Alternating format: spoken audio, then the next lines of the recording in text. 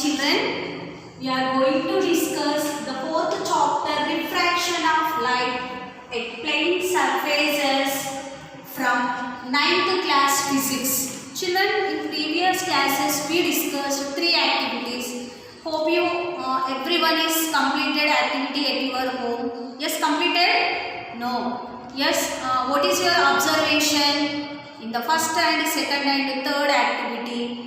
Due to the refraction process, okay, already we did completed three activities, you know. Yes, okay, what is the first activity? The coin which is present in the glass of water, we can visible from far side, okay, because of refraction process. The second activity is smaller size lemon which is looking like a bigger size because of refraction process. The third activity, the printing letters appear bigger in size because of refraction. Okay, now refraction. Now we are going to discuss about one by one why that happens. Okay, first we are going to discuss about activity 1. Okay, what is the activity 1? Already I told you in the previous class. What is the activity 1?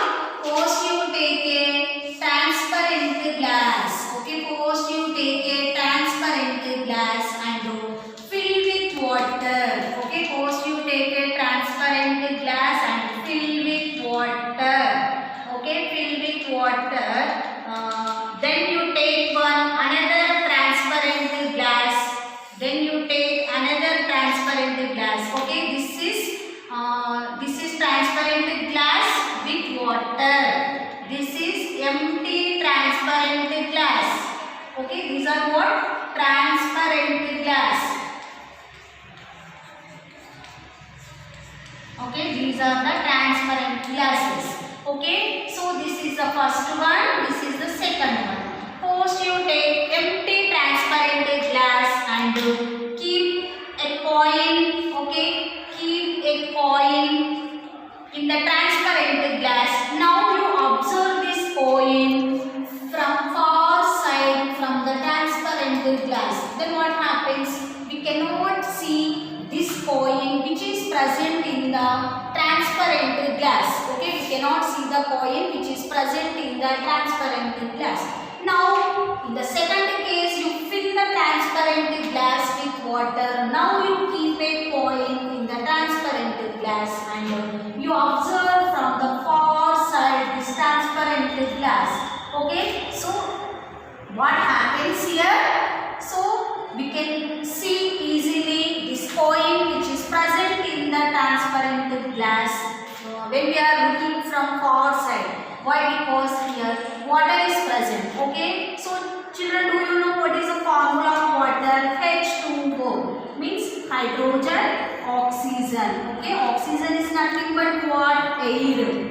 Okay, so here what is present in the transparent glass? Both water and air are present in the transparent glass. Okay, so water and air both are acting like a medium to carry the light energy and to reflect the light energy outside. Okay, so in the transparent glass both air and water is present. Okay, these both are acting like a medium which absorb the light rays from the sun and which reflect the light rays to the eye. That's why we can visible easily the coin which is present in the glass of water. Okay, what mechanism which takes place in this process? Now I will discuss here. Okay, so in the figure 1, okay, so what happens? This is a transparent glass and it is a coin. Okay, so actually what happens when we are looking from here? Okay, so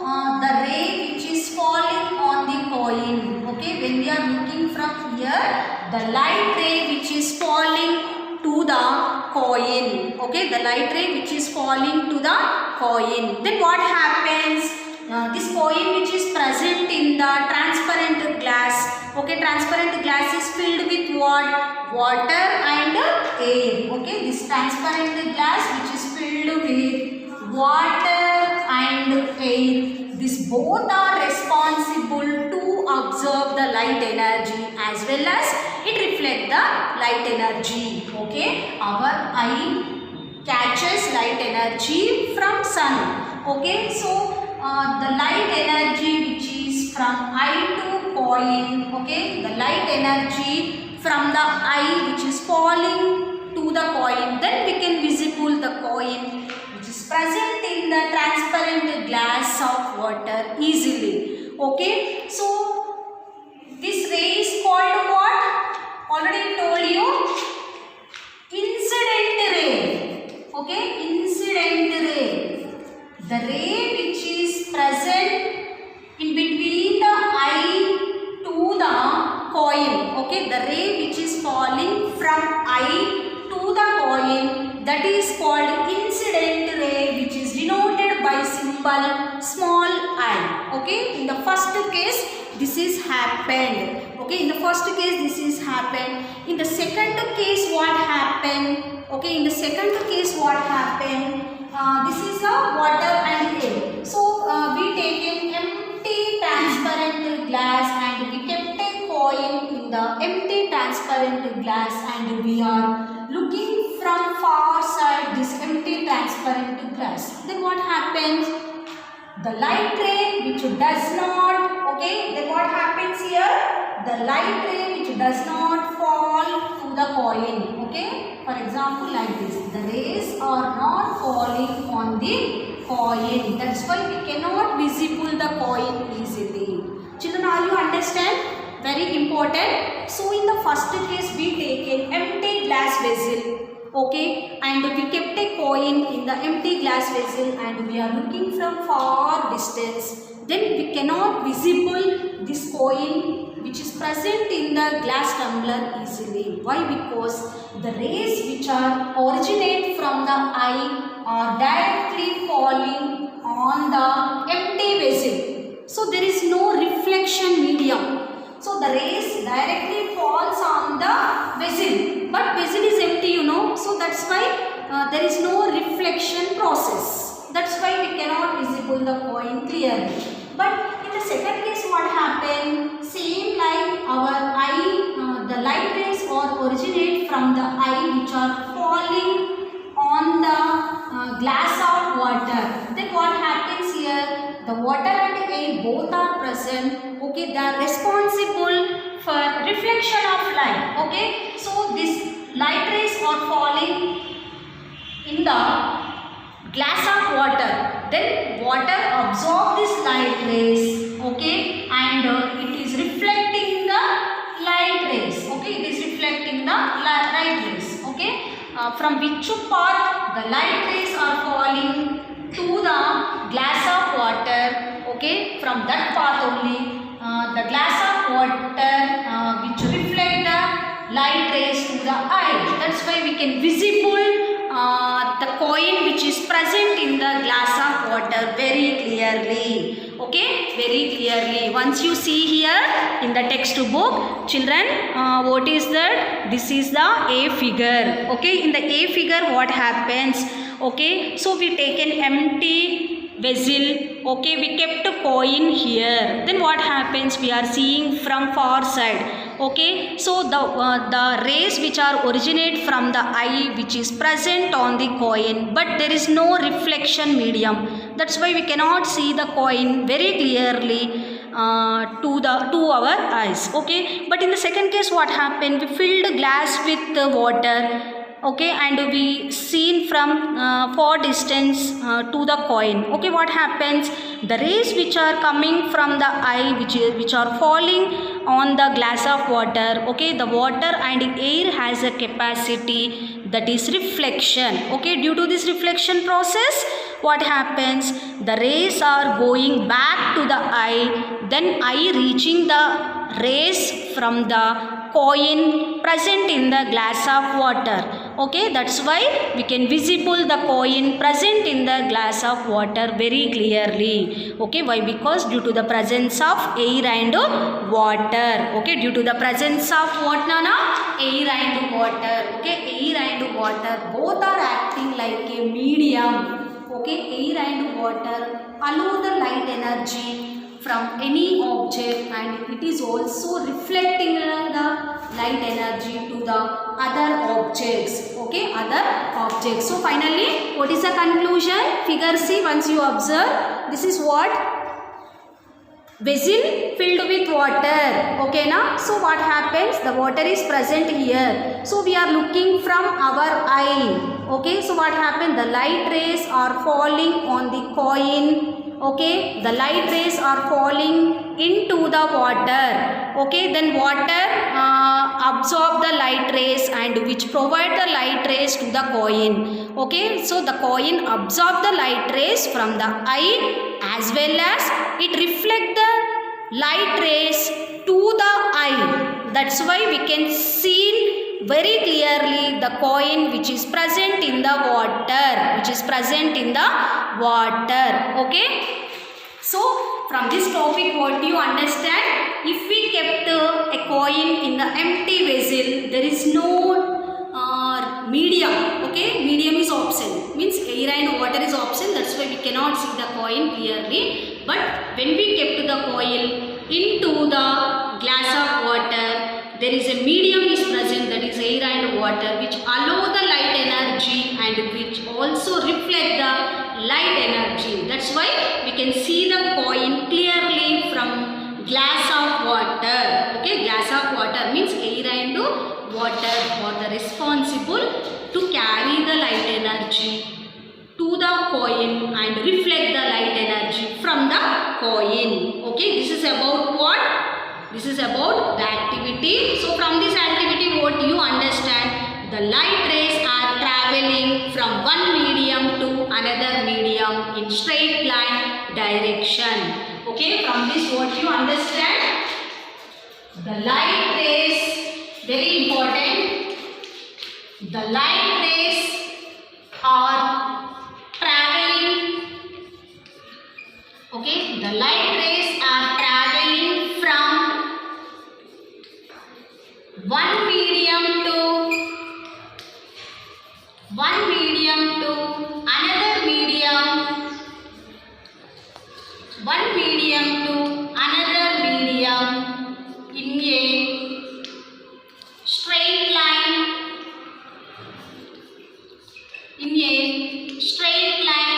direction.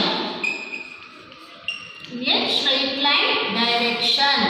Okay, very important point to you. So, what is the mechanism which takes place in this activity? The light rays are traveling from one medium to another medium. Means, you coming to here, these light rays are traveling from air. Here what is present? Air is present. And here what is present? Water is present. Children, are you understand?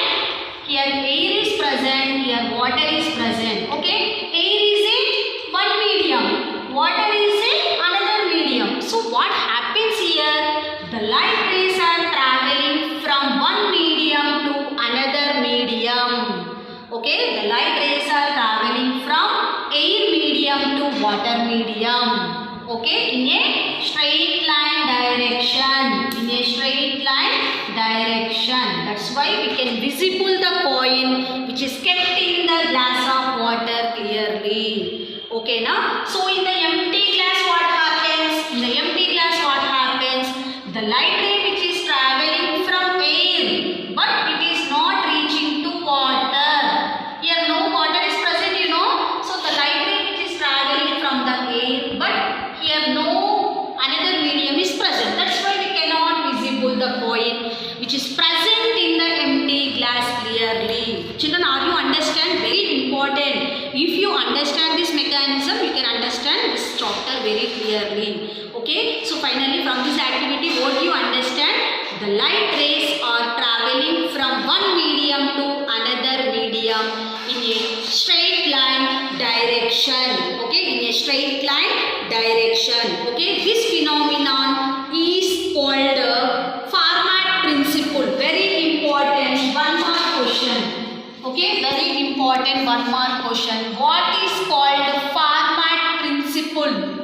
Okay, what is called the Fermat principle? Children, Fermat is a scientist. Fermat is a scientist okay, he observed the light rays are traveling from one medium to another medium in a straight line direction. Okay, so that's why this principle is named as Fermat principle. Okay, this principle is named as Fermat principle. Okay, here what happens? The light rays are changed their direction. Okay, means the light rays are coming from air and which is going to water. Okay, and the light rays from the water which is going to the air. Okay, here the light rays are changed their direction. Okay, the light rays are changed their direction. Okay, so here what are the two medias are present? One is water, another one is air. Okay, children, do you know the light rays are traveling very fast in the air medium but very slowly in the water medium. Okay, very slowly in the water medium. So the speed of the light which is changed by media.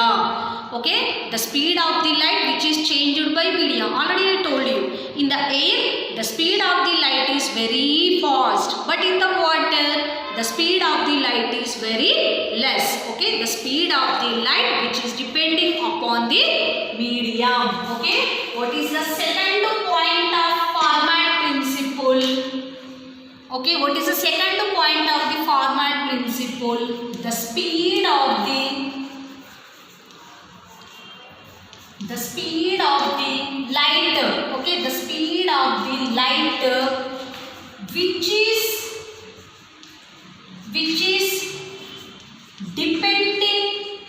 depends on, okay, the speed of the light which is depends on medium. Okay, the speed of the light which is depends on medium. Okay, for example, air is a medium. Okay, air is a medium. So the speed of the light is very high.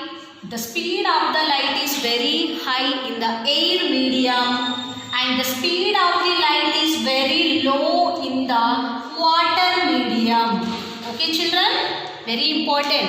The speed of the light is very high in the air medium. The speed of the light is very low in the water medium. Okay, in the water medium. Understand? Understand? So the light travels in a straight line direction. When it is traveling in the straight line direction, it is changing the direction. Means in the air, the direction and the speed of the light is, direction is same, Nana. Okay, light always travels in a straight line direction. But when the light is traveling in the air medium, it moves with very high speed. Okay, when the light traveling in the water medium, which is moving with very low speed. Okay, which is moving with very low speed. Okay, so the speed of the light which is changed from one medium to another medium. Okay, one medium to another medium. Finally, now we will discuss about the Fermat principle. Okay, now finally we will discuss about Fermat principle, that is nothing but very important, the process of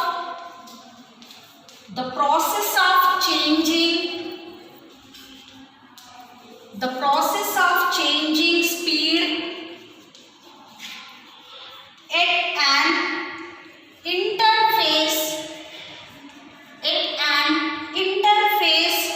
when light travels from one medium to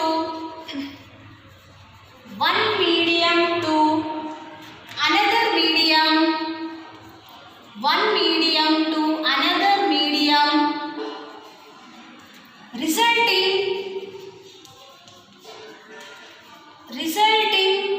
in a change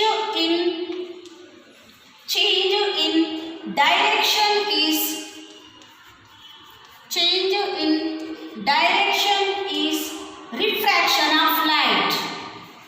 Very important. Refraction of light. Children, very important. What is called refraction?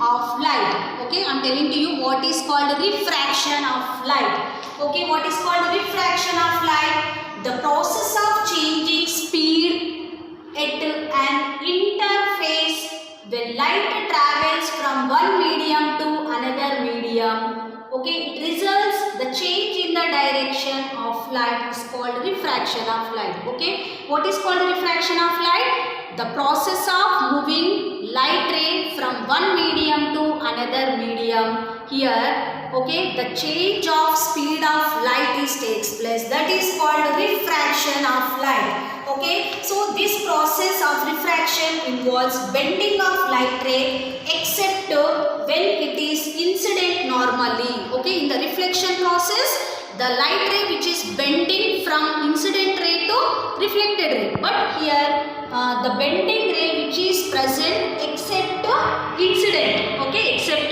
incident normally. This is about what? Refraction of light. Okay, and that is Fermat principle. Okay children, what we discussed today about activity 1. Okay, what is called Fermat principle? The light ray which is traveling from one medium to another medium. Okay, this is called Fermat principle. Okay, what is called refraction of light? The light ray which is moving from one medium to another medium results in the change in the direction of the light. Is called refraction of light. In this process, the light ray which is bending but except incident normally. Okay, so this is about Fermat principle and this is about refraction of light. Okay, later classes we will continue this topic. Okay, now homework. Very important. First question, what is called Fermat principle? What is called Fermat principle? Very important. I will give it FA2. Second question, what is called refraction of light? What is called refraction of light? Very important. Okay, so this is about today's topic. Hope you understand this video. Thank you. Very good morning children. We are going to discuss about the third chapter, animal tissues, from 9th class biology.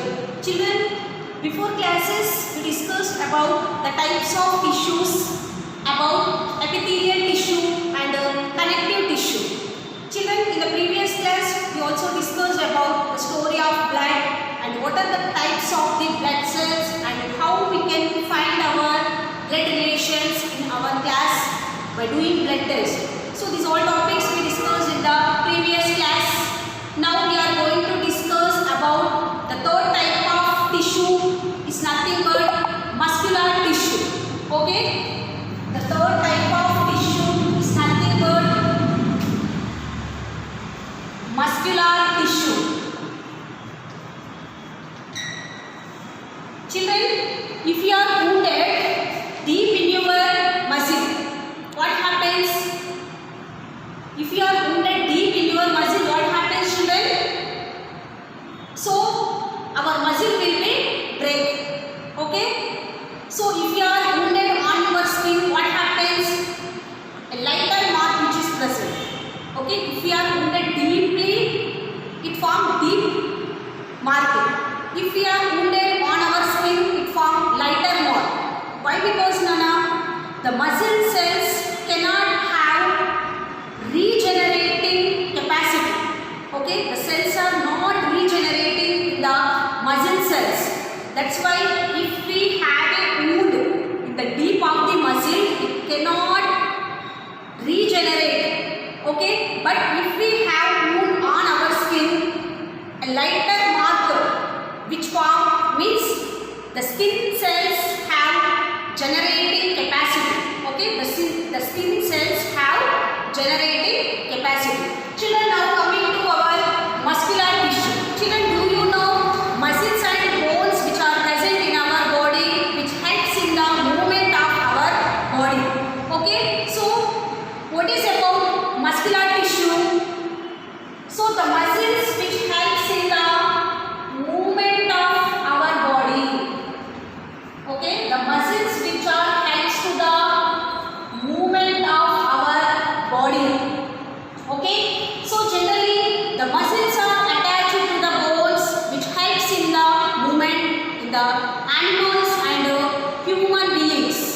Okay, so children, these muscle cells are very important to our body. Why? Because the movement which is possible only because of muscular tissue. Okay, so where the movement of our body parts is takes place, where the movement of our body parts is takes place, their muscular tissue is present. For example, hands, legs. Okay, by using hands and legs, we can move from one place to another place. So in our hands and legs, muscular tissue is present. So muscular tissue which is present in our internal organs also.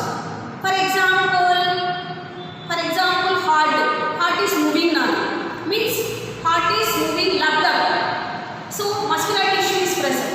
The blood vessels can increase and decrease their size according to flow of blood. So their muscular tissue is present. Okay. Next, internal organs like limbs. Okay, and internal organs like kidney, liver, everything is made up of muscular tissue. Okay, so children, in this class we will deeply discuss about the muscular tissue. Okay, so if we are wounded deeply, a deep stain which is present at the place of the wound. But if we are wounded on our skin, a lighter mark which is present on our skin. Why? Because the skin cells have the capacity to generating their own cells, but muscle cells cannot generate their own cells. That's why the mark which is present on our skin, which is removed very easily. Okay, so the muscular tissue which is present in our body, which helps in the movement of our body. So some body parts are moving in the human body like hands, legs, and some internal body parts like heart and kidney, etc. So these body parts are moving with the help of muscular tissue.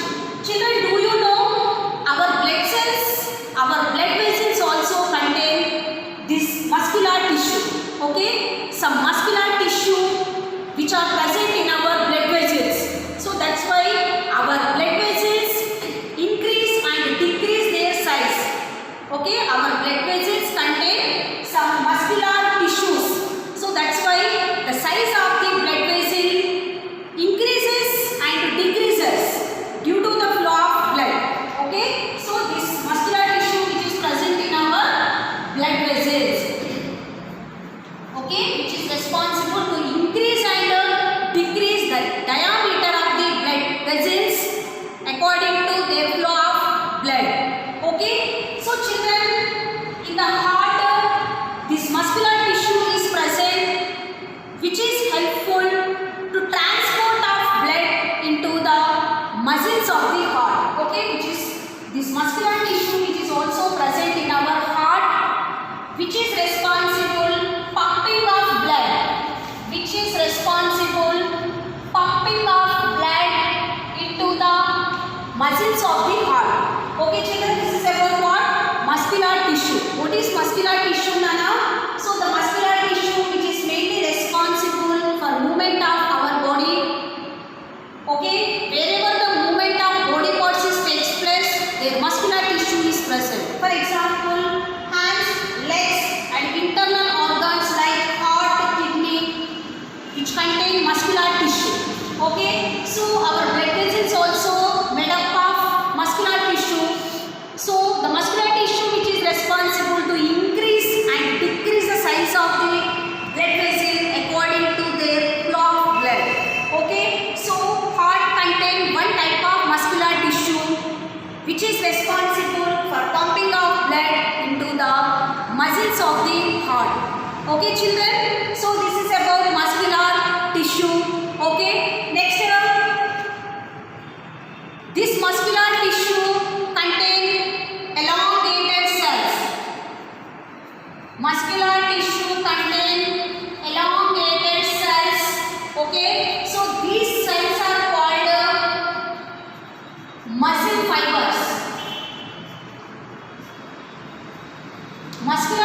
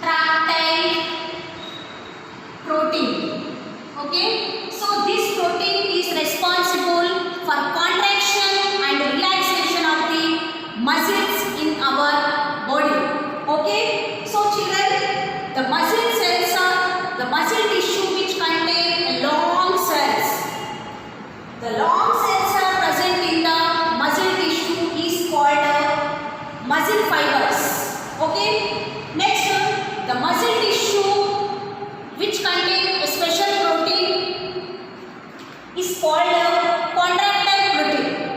Okay. What is the function of muscle fibers?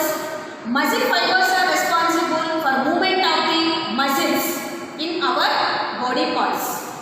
Contractile protein which is responsible contraction and relaxation of the muscles and which helps in the movement of the muscles in our body. Okay, this is about muscle tissue. Children, do you know one general question? Generally we shiver in winter season. Why? So if we are exposed to cold air, we can shiver.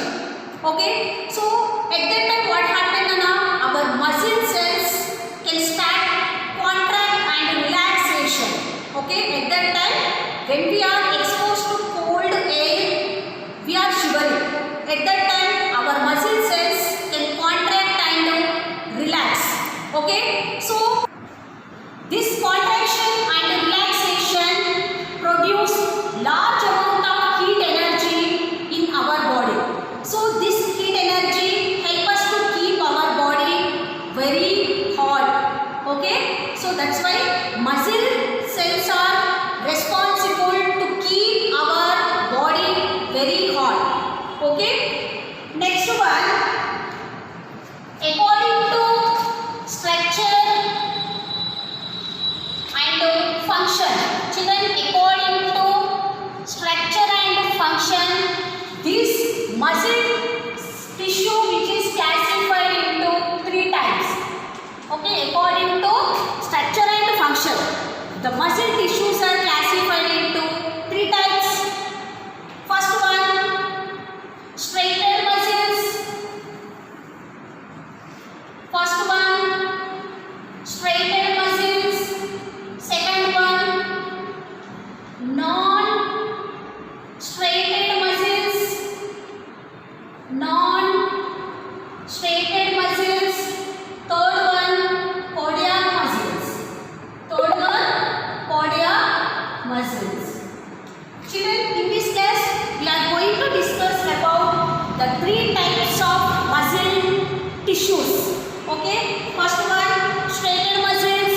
Second one, non-straighted muscles. And the third one, cardiac muscles. Children, before going to discuss this topic, first of all, we have to know what is called voluntary muscles and what is called non-voluntary muscles or involuntary muscles. Children, generally the muscles are classified into 2 types. Children, generally the muscles are 2 types now. Generally the muscles are 2 types. Okay, first one, voluntary muscles. First one, what now? Voluntary muscles. Okay, second one, involuntary muscles. Okay, second one, involuntary muscles. Children, what are called voluntary muscles? Which actions we can control by ourselves, they are called voluntary muscles, and the actions are called voluntary actions. For example, we can control such actions. For example, we can control our feelings, our emotions. Okay, so which actions we can control? That actions are called voluntary actions. Okay, for example, internal organs like the limbs. Okay, limbs contain voluntary muscles. If we tell to them start, they will start work. If we tell to them stop, they will stop the work. Okay, so which muscles are under our control? Means which muscles can do the work when we are saying that muscles are called voluntary muscles. Okay, next one, involuntary muscles. For example, children, heartbeat. We cannot stop. We cannot stop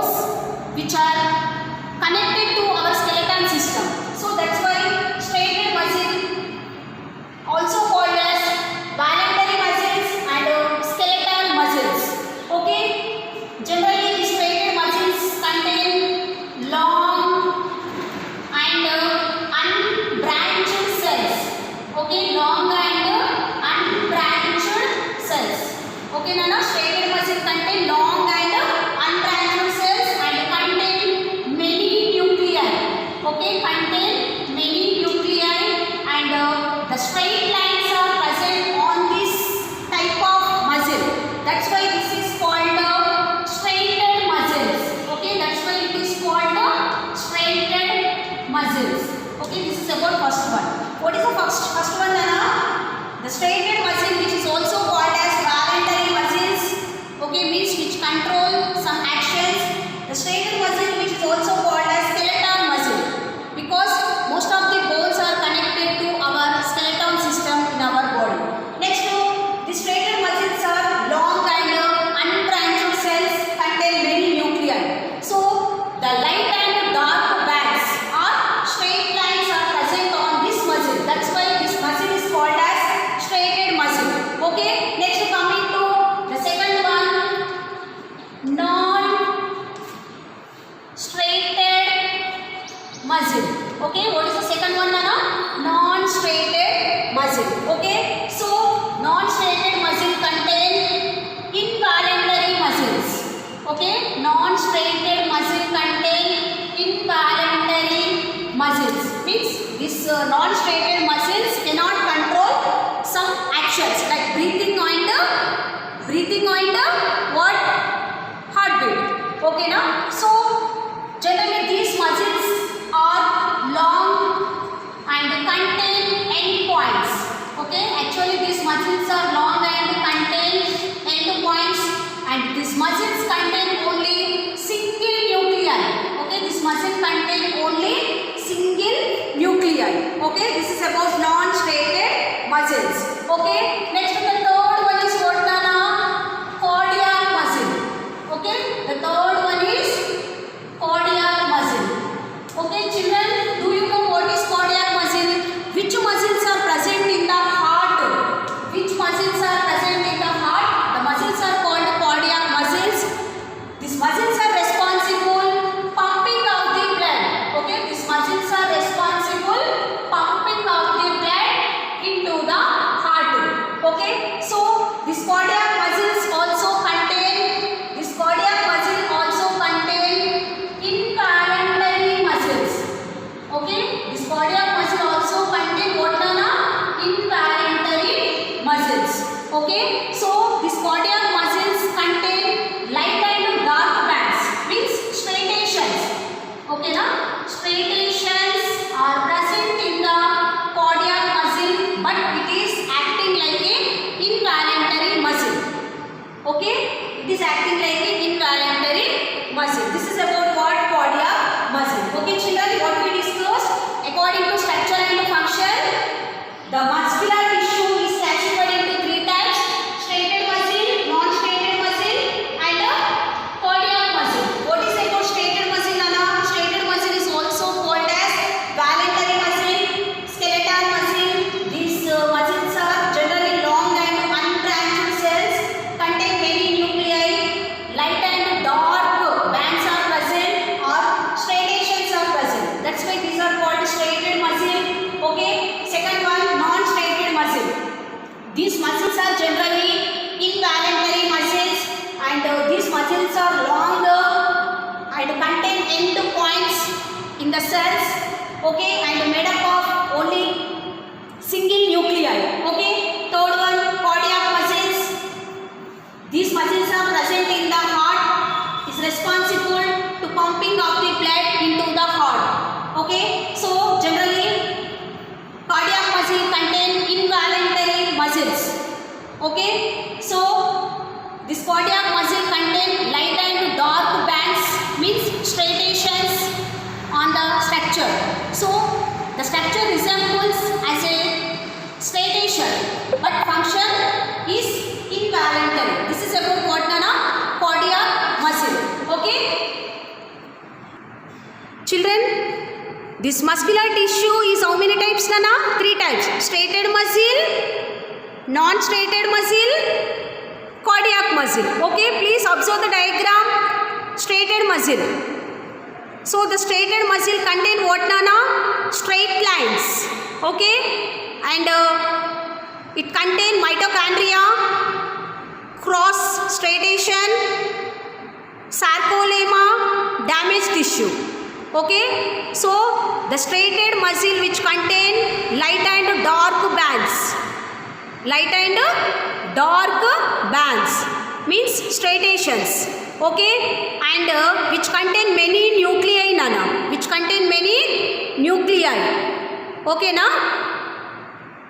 So the cells are long and unbranched. So the cells are long and unbranched. That's why this is called striated muscle. Okay, next coming to the second type, Nana. What is that? Non-striated muscle. Okay, the non-striated muscles generally long and which contain end points. Okay, only single nuclei which is present in the middle of the non-striated muscle. Okay, Nana. So it contain some body parts like plasma membrane, myofibrils, nucleus, sarcoplasm. So what is about non-striated, Nana? These cells are long and contain single nucleus. Okay, so the cells are closed with end points. These are called non-striated muscles. Striations not present in this muscle. Okay, so next third one, cardiac muscle. What is about cardiac muscle? The cardiac muscle which is present in the heart, responsible for pumping of the blood into the heart. Okay, and these cardiac muscles contain striations, means straight lines in the cell. Okay, so it look like striated muscle, but it is cardiac muscle, Nana. Okay, so this cardiac muscle contain many nuclei and myocytes and cross striations. Okay, so this cardiac muscles looking like striated muscle, but it is working like involuntary muscle. Okay, this is about what, Nana?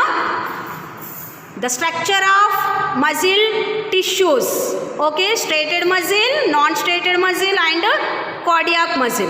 Okay. Children, what is your homework? Read about muscular tissue and practice diagrams. Okay, read about muscular tissue and practice the diagrams of 3 types of tissues. Okay. Children, this is your types of muscle tissues. Okay, please once you see in textbook, Nana, page number 34, this is striated muscle, this is non-striated muscle, this is cardiac muscle. Very important, Nana. Okay, muscle tissues are 3 types: striated muscle, non-striated muscle, cardiac muscle. Okay, striated muscle cells are very long and cylindrical in structure, unbranched structure, contain many nuclei. Okay, non-striated muscles contain end points. The cells are long and contain only single nuclei in each cell. Okay, what about cardiac muscles, Nana? Cardiac muscles are long and branched, contain many nuclei. Okay, this cardiac muscle contains striations on the cells, means the structure is similar to striated muscle, but it perform involuntary action. Okay, this is about striated muscle, non-striated muscle and cardiac muscle. Okay, children. So very important question. During winter, the body shivers. Why? When the body is exposed to cold, we shiver. During shivering, our muscles contract and relax, produce large amount of heat. This keeps the body hot. Very important. Okay.